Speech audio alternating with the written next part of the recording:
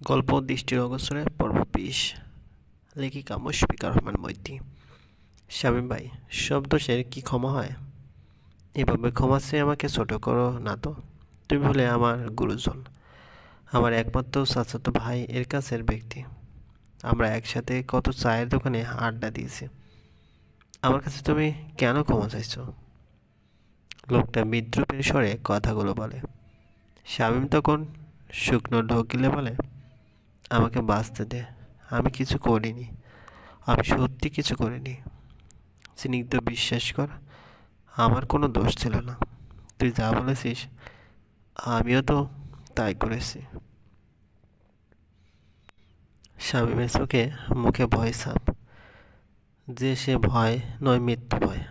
শামীমের সামনের ব্যক্তিটি অন্য কেউ নয়, বরং স্নিগ্ধ স্বয়ং বসে রয়েছে। তার ঠোঁটের কোনায় পৈশাচিক হাসি, চোখে ঘৃণা চলকে উঠছে। তার কাছে শামীম একটা নর্দমার কীট ব্যতীত আর কিছুই নয়। বিদ্রুপের কণ্ঠে সে বলে, তা আমার জন্য কি করেছো শুনি?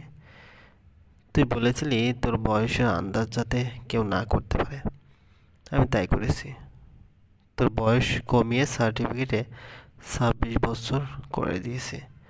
তোকে আমি মাস্টার্সে ভর্তি অবধি করিয়ে দিয়েছি, প্রিন্সিপালকে টাকা খাওয়াইয়ে।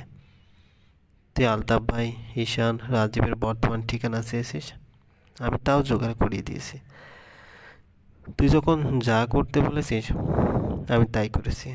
তোর উপর থেকে সন্দেহ সরানোর জন্য আমি তোর ঘরে চোরের মতো কালো জ্যাকেট পরে এন্ট্রি পর্যন্ত নিয়েছিলাম, ওসি স্যারের ধাওয়া পর্যন্ত খেয়েছি। এবার আমাকে বাঁচতে দে ভাই আমার। আকুতির কণ্ঠে শামীম কথাগুলো বলছে। স্নিগ্ধ তার দিকে বাঁকা হাসি দিয়ে তাকিয়ে রয়েছে। সে যেন হিংস্র প্রাণীর মতো নিজের শিকারের সাথে খেলা করতে ব্যস্ত। যেমন বাঘ তার কাবু শিকারকে বাঁচার সুযোগ দিয়ে পরীক্ষা করে শিকার কত দূর দৌড়াতে পারে। শিকারও ভাবে এই বুঝি বাঁচতে পারছে, আর আমনি অতর্কিত খপ করে হামলা করে ভাগ, আর শিকারকে ছিঁড়ে খুঁড়ে একাকার করে দেয়। স্নিগ্ধ শামীমের সাথে এতদিন একই কাজটা করেছে। শামীমকে ব্যবহার করে নিজের সকল কাজ সিদ্ধ হস্তে উসুল করে নিয়েছে। স্নিগ্ধের প্রকৃত বয়স ২৯, অথচ নকল সার্টিফিকেট অনুযায়ী ২৬। স্নিগ্ধের কলেজ হতে শুরু করে সব কিছু শামীমই ম্যানেজ করিয়ে দিয়েছে। আর শামীমের কাজ শেষ, তাই আজকের পর থেকে স্নিগ্ধের শামীমের প্রয়োজন নেই। এখন শামীমকে মেরে ফেললেও কিচ্ছু যায় আসবে না। স্নিগ্ধ বিদ্রুপের স্বরে বলল, আমি দেখতে এত সুন্দর যে আমার বয়স আন্দাজ করা যায় না। তবে শামীম ভাই, তুমি একটা ছোট্ট ভুল করে ফেলেছ। আমাকে ফাঁসানোর চেষ্টা করেছো তুমি। সেটা না করলে হয়তো আমি তোমাকে ছেড়ে দিতাম। আসলে তুমি আমার আইডি কার্ডটা এজন্য ইচ্ছে করে চুরি করেছিলে, যাতে আমাকে আলতাফ ভাইয়ের খুনে ফাঁসাতে পারো, আর করেছিলেও তাই। আমি তো ভেবেছিলাম আমার প্ল্যান তোমার জন্য বেঁচতে যাবে, কিন্তু অবশেষে পার পেয়ে গেলাম। তুমি ভেবেছিলে আমি জেলে চলে গেলে তোমরা বেঁচে যাবে, কিন্তু সব পাশা উল্টে গেল।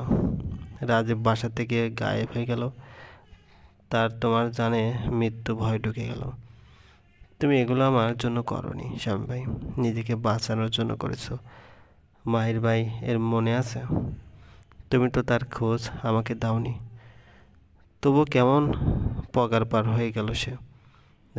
দেখ স্নিগ্ধ, রাজীব কিন্তু রাজনীতির বেশ বড় মাপের পোস্টে আছে, ওকে খুন করলে তুই পার পাবি না।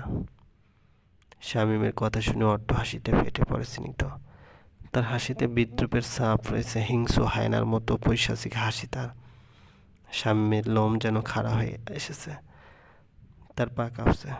হাসি থামিয়ে ভয়ঙ্কর দৃষ্টিতে থাকায় স্নিগ্ধ তার চোখ জোড়া লাল হয়ে এসেছে, মাথার রগ ফুলে উঠেছে। কণ্ঠে রোষ নিয়ে দাঁতে দাঁত চেপে বলে, এই ক্ষমতার জোর আর কত দেখাবে শামীম ভাই? তুমি আসলে সেকালেই পড়ে রইলে গো। আচ্ছা বলো তো, রাজীব ভাই গায়েব হয়ে গেছে অথচ একটা পত্রিকা বা টিভি চ্যানেল খবরটা ছড়িয়েছে। না তো, সরাবে তো কাল সকালে, যখন জানা যাবে পলিটিশিয়ান রাজিবুল ইসলাম আত্মহত্যা করেছে। নিজের পাপের ভার আর সইতে না পেরে নিজের জীবন নিজেই নিয়েছে। শামীম ভাই, এবার ক্ষমতাও তোমাদের পাপ ঢাকতে পারবে না। থাকো কেমন। আর একটা কথা, এত তাড়াতাড়ি তোমাকে মারবো না, চিন্তা করো না। বলে উঠে দাঁড়ালো স্নিগ্ধ। শামীম মাথায় হাত দিয়ে বসে রইল। চোখ ছলছল করছে তার। মৃত্যু ভয় তাকে ভেতর থেকে দাঁড়িয়ে বেড়াচ্ছে। স্নিগ্ধ মানুষটা কতটা ধূর্ত এবং ভয়ঙ্কর সেটা শামীম ভালো করে জানে। শামীম বাঁচতে চায়, বাঁচার জন্য সে হাঁসফাঁস করছে। তাই তো বাইরে থাকা থেকে জেলে পচে মরাটাই বেছে নিয়েছে সে। তবে স্নিগ্ধ পারে না এমন কোনো কাজ নেই। স্নিগ্ধের ভয় তাকে জীবিত অবস্থায় নরক যন্ত্রণা দিচ্ছে। নিজেকে কাঠের পুতুলের মতো লাগছে। তার জীবনের সুতো স্নিগ্ধের হাতে। যেমন করে নাচাচ্ছে শামীম তেমন করে নাচছে। যখন মন ভরে যাবে তখনই এই সুতোটা কেটে দিবে স্নিগ্ধ। শামীমের মনে শঙ্কা বাসা বেঁধেছে। জেলে আসলেও আদৌ কি স্নিগ্ধের হাত থেকে শেষ রক্ষা হবে তার? জেল থেকে বেরিয়ে গেল স্নিগ্ধ। ঝুম করে বৃষ্টি শুরু হলো। এই জুন মাসে হুটহাট করে বৃষ্টি হয়, কোনো পূর্বাভাস পাওয়া যায় না। কিছুক্ষণ আগেও এতটা রোদ ছিল যে চামড়ে পুড়ে যাবার জোগাড়। অথচ এখন শীতল বৃষ্টি, ভেজা মাটির মিষ্টি গন্ধ নাকে আসছে স্নিগ্ধের। কালো জ্যাকেটটা খুলে পাশের ডাস্টবিনে ফেলে দিল সে। এখন এই জ্যাকেটের প্রয়োজন নেই। ভেতরের সাদা টি শার্টটা ভিজে একাকার হয়ে যাচ্ছে, তাতে কিছু যায় আসে না স্নিগ্ধের।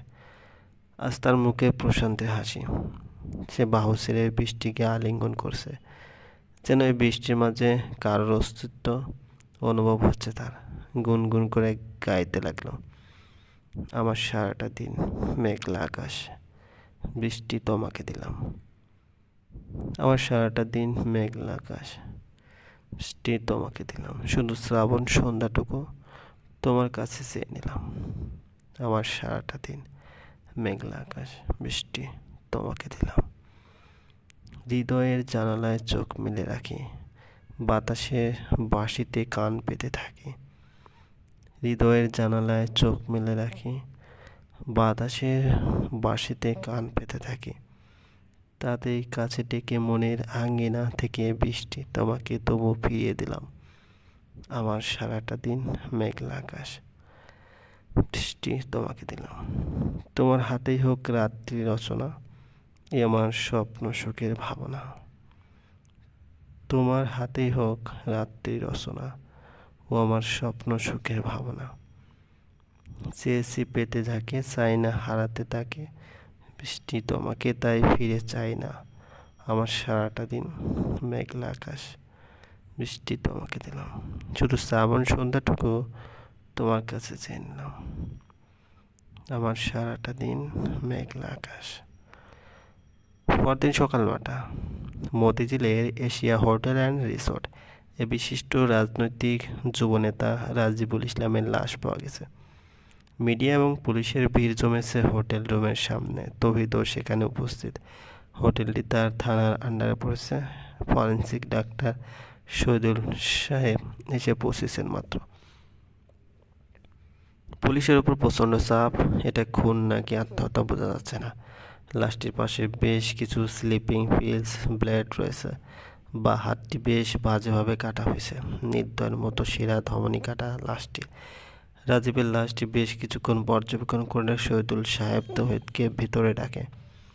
তৌহিদ তখন মিডিয়াকে থামাতে ব্যস্ত। তৌহিদ এলে শহীদুল সাহেব চিন্তিত কণ্ঠে বলে, তৌহিদ, লাশটিকে মর্গে পাঠানোর ব্যবস্থা করো, ময়না তদন্ত করতে হবে। এখানের একটি জিনিস এও যেন কেউ হাতে না দেয়। আমার যা যা সুন্দর লাগছে সব কিছু থেকে স্যাম্পল নিয়েছি। স্যার, কি আশঙ্কা করেছেন? এটা আত্মহত্যা না খুন বুঝতে পারছি না। নর্মালি যদি আমি দেখি এটাকে আত্মহত্যা ফ্রেমে ফেলা হয়েছে। ময়না তদন্তের পরেই এই রহস্য উদ্ধার হবে। তুমি লাশটা পাঠাও, আমি আসছি। শহীদুল সাহেব বেরিয়ে গেলেন। তৌহিদ তীর্যক দৃষ্টি প্রয়োগ করলো রাজীবের নিথর লাশটির উপর। শরীরে কোথাও কোনো আঁচড় নেই, শুধু বা হাতের শিরা ধমনী কাটা। এতটা নির্দয়ভাবে কোনো মানুষ আত্মহত্যা করার সাহস রাখে না। তৌহিদের দৃঢ় বিশ্বাস সেটা খুন। জনদরদি যুবনেতা রাজিবুল ইসলামের লাশ আজ সকাল 9টা কোটিতে মতিঝিলের এশিয়া হোটেল এবং রিসোর্টে উদ্ধার করা হয়েছে। পুলিশের ভাষ্য, এটি আত্মহত্যা নাকি খুন তারা এখনও নিশ্চিত নন। ময়নাতদন্তের রিপোর্ট আসলেই তারা টিভিতে যে কোনো চ্যানেল পাল্টালেই একই খবর দেখা যাচ্ছে। শাহিন হোটেলের টিভিতে ও একই সংবাদ দেখা যাচ্ছে। স্নিগ্ধ কানে ইয়ারফোন লাগিয়ে নিল। সে এখন রিপোর্টার মহিলার ক্যানক্যানে কণ্ঠ শুনতে মোটেও রাজি নয়। আইস করে পরোটা এবং ডিম পোস্ট করে খাচ্ছে। শাহিন হোটেলের পরোটা আর ঝাল ডিম পোস্টের জবাব নেই। তার মুখে প্রশান্তির ছাপ। গত রাতটা বেশ ধকল গিয়েছিল তার। স্নিগ্ধের ঠোঁটের কানে হাসি থেকে এক মুখে পরোটার প্রথম টুকরোটা পুড়ে দিল। আহা, এই জন্য অমৃত। ইউরস মাই লাভ নামক একটি ছোট দোকানের সামনে দাঁড়িয়ে আছে নুসরাত। অনেক কষ্টের দোকানটি খুঁজে পেয়েছে সে। দোকানটি গুলশান 2-এ অবস্থিত। ছোট একটি দোকান, ঘরের বসার ঘরের মতো এরিয়াটা, তবে সব বড়লোকের আনাগোনা দোকানটিতে। দোকানে ঢুকতে চোখ বড় বড় হয়ে যায় নুসরাতে।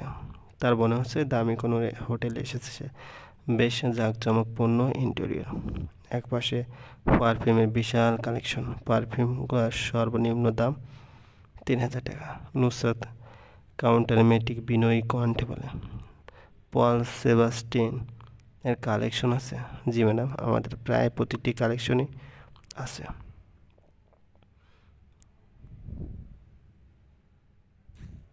আমাকে ফিমেল কালেকশনগুলো একটু দেখাবেন প্লিজ। জি।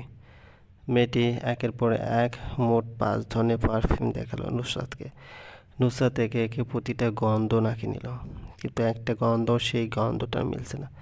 তখন বাধ্য হয়ে নুসরাত ব্যাগ থেকে পারফিউমটা বের করে বলল, এই পারফিউমটার পেয়ার যে ফিমেল পারফিউমটা, সেটা কি আছে? মেয়েটার মুখের রং পাল্টে গেল। সে কিছুক্ষণ ভেবে বলল, আপু, আপনি চাইলে আমরা এনে দিতে পারবো। আসলে এই কালেকশনটা সবাই পছন্দ করে না।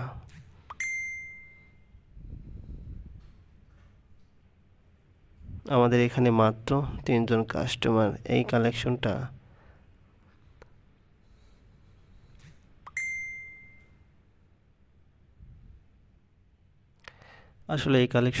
সবাই পছন্দ করে না। আমাদের এখানে মাত্র 3 জন কাস্টমার এই কালেকশনটা ফ্রি অর্ডার করে আনেন। ওই 3 জনের নাম এবং ঠিকানা কি পাওয়া যাবে? সরি ম্যাম, আমাদের কাস্টমারের ইনফরমেশন আমরা শেয়ার করি না। এটা কনফিডেন্সিয়ালি। এমন কিছু আশা করছিল নুসরাত, কিন্তু হাল ছেড়ে দিলে যে হবে না। তাই 2000 টাকার নোট এগিয়ে দিয়ে বলল, এবার কি পাওয়া যাবে? মেয়েটির চোখ চকচক করছে। সে আশেপাশে তাকিয়ে নোট দুটো খপ করে নিয়ে নিল। তারপর ভিতরে চলে গেল। 20 মিনিট পর একটা কাগজ আস্তে করে নুসরাতের হাতে গুঁজে দিল। নুসরাত কাগজটি খুলতে দেখলো চলবে।